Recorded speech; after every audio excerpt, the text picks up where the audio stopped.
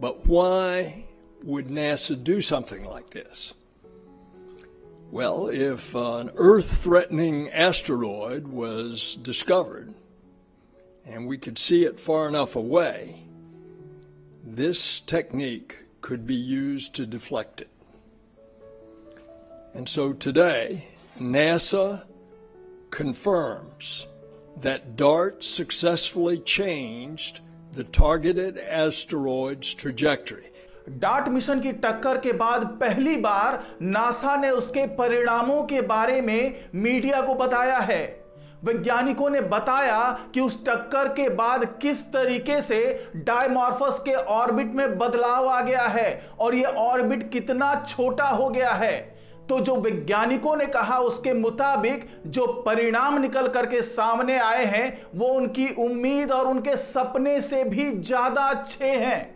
तो वो क्या परिणाम है और इस टक्कर से डायमॉर्फस के ऑर्बिट में कितना बदलाव आया, ये तमाम जानकारी मैं आपको इस वीडियो में दूंगा। तो इस वीडियो को आखिर तक जरूर देखिएगा। नमस्कार, मैं हूं डॉक्टर सुरजीत सिंह और आप देख रहे हैं महना मिस्ट्री। जी हां दोस्तों, डायमॉर्फस के ऑर्बिट में बदलाव आ चुका है और यह पुष्टि की है नासा के वैज्ञानिकों ने। उन्होंने मीडिया को बताया है कि कितने मिनट का बदलाव डायमॉर्फस की ऑर्बिट में आया है।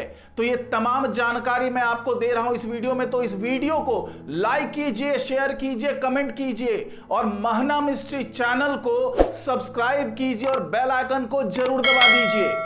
तो जो परिणाम निकल करके सामने आए हैं वो बेहद चौंकाने वाले हैं। आपको बता दें कि डार्ट मिशन की टक्कर में डायमॉर्फस पर क्या प्रभाव पड़ा, उसके बारे में नासा ने एक प्रेस कॉन्फ्रेंस करके विस्तार से जानकारी दी है। डार्ट मिशन से जुड़े वैज्ञानिकों ने बताया कि यह मिशन कितना सफल रहा। वैज्ञानिकों के मुताबिक अंतरिक्ष में एस्टेरॉइड से हुई इस टक्कर में मिले परिणाम उनकी सोच से भी कहीं ज्यादा है। नासा ने जब इस मिशन को लॉन्च किया था तो उस वक्त वैज्ञानिकों का अनुमान था कि स्पेसक्राफ्ट की टक्कर से अगर डायमॉर्फस के ऑर्बिट में 73 सेकंड का भी फर्क आता है तो उनका मिशन सफल हो जाएगा।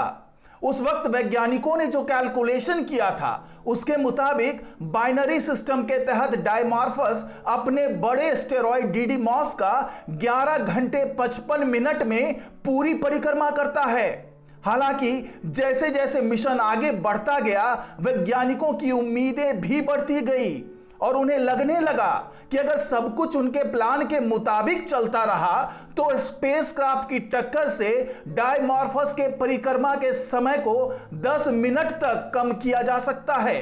लेकिन नासा ने मीडिया को जो बताया वो बेहद चौंकाने वाला था। Well, prior to DART's impact, it took Dimorphos 11 hours and 55 minutes to orbit its larger parent asteroid, Didymos. Since DART's impact, astronomers have been using telescopes on Earth to measure how much that time has changed.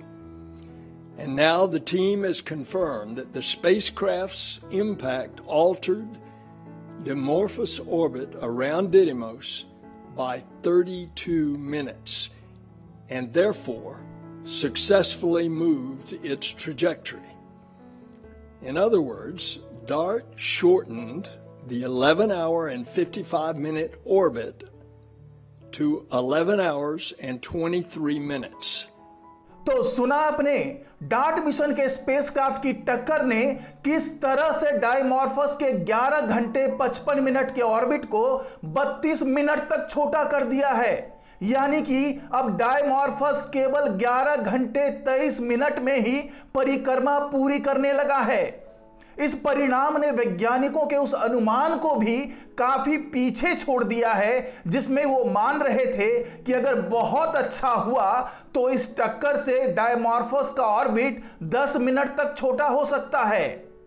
NASA के इस mission ने इतिहास रच दिया है क्योंकि ऐसा पहली बार हुआ है जब इंसानों द्वारा किसी खगोलीय पिंड के ऑर्बिट में बदलाव लाया गया है।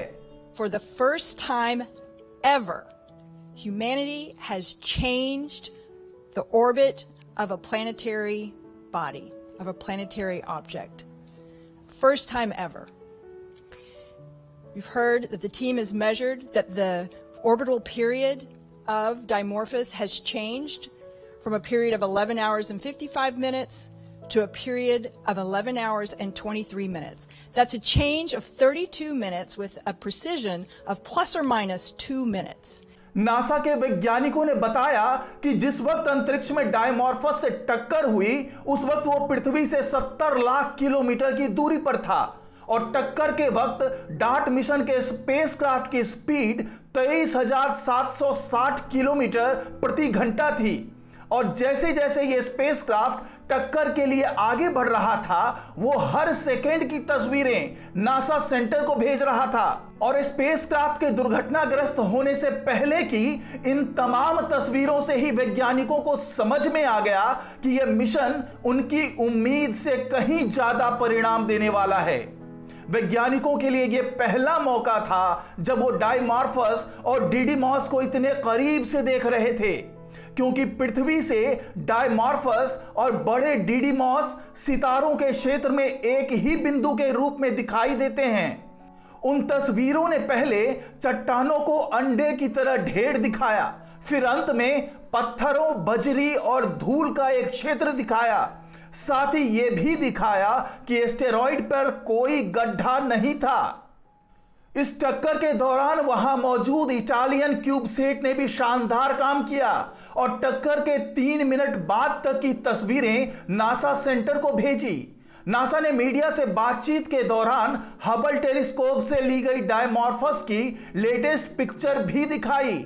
इस तस्वीर में डायमॉर्फस की मलबे से बनी 10,000 किलोमीटर लंबी पूंछ भी दिखाई दे रही है, लेकिन इस नई तस्वीर से पता चल रहा है कि यह पूंछ अब 2 हिस्सों में बट गई है। डार्ट मिशन की टक्कर के शुरुआती परिणाम से नासा के वैज्ञानिक बेहद उत्साहित हैं, लेकिन इन परिणामों का विश्लेषण अभी भी लगातार जारी रहेगा क्योंकि वैज्ञानिक अब यह समझना चाहते हैं कि जो परिणाम सामने आया है कि डायमॉर्फस का ऑर्बिट 32 मिनट तक छोटा हो चुका है, तो क्या यह बदलाव उस प्रयोग के लिए काफी है? क्योंकि यह प्रयोग जो किया गया था वो इसलिए किया गया था कि पृथ्वी पर अगर भविष्य में कोई एस्टेरॉइड टकराने वाला हो या इसकी तरफ बढ़ रहा हो खतरनाक तरीके से, तो उसकी दिशा को बदला जा सके और पृथ्वी को इस टक्कर से बचाया जा सके।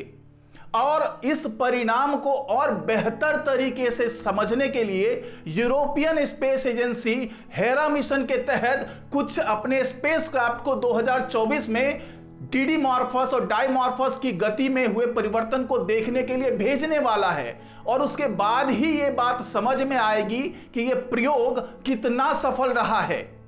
तो इस रिपोर्ट में फिलहाल इतना ही। नमस्कार।